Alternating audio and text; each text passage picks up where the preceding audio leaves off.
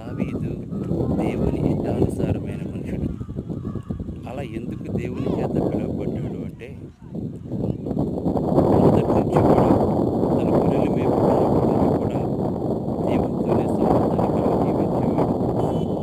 అలాగనే ఫిలిష్తీయుడైనటువంటి గోలియాతు ఛాలెంజ్ చేసినప్పుడు, జీవము గల దేవుని సైన్యములను తిరస్కరించుటకు సమర్థుడైన ఫిలిష్తీయుడు ఎవడని చెప్పి అప్పుడు దేవుని మీద ఆధారపడ్డాడు. రాజు అయిన తరువాత అతను దేవదారులను గృహాన్ని నిర్మించుకున్నాడు.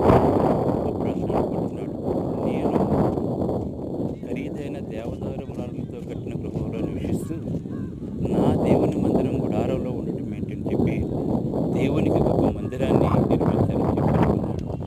అంతేకాకుండా సింహాసనం మీద కూర్చుని, నా ప్రాణమా యెహోవాను సన్నిధించుము, ఆయన చేసిన ఉపకారంలో దేన్ని మర్చిపోకుండా తన ప్రాణంతో హెచ్చరిక చేసుకుంటూ, ఇంకా అతను ఏమని మాట్లాడుతున్నాడు అంటే, గొర్రెల దొడ్లోకి దేవుడిని పిలుచుకుని రాజుగా చేశారని చెప్పి కృతజ్ఞత కలిగి ఉన్నాడు.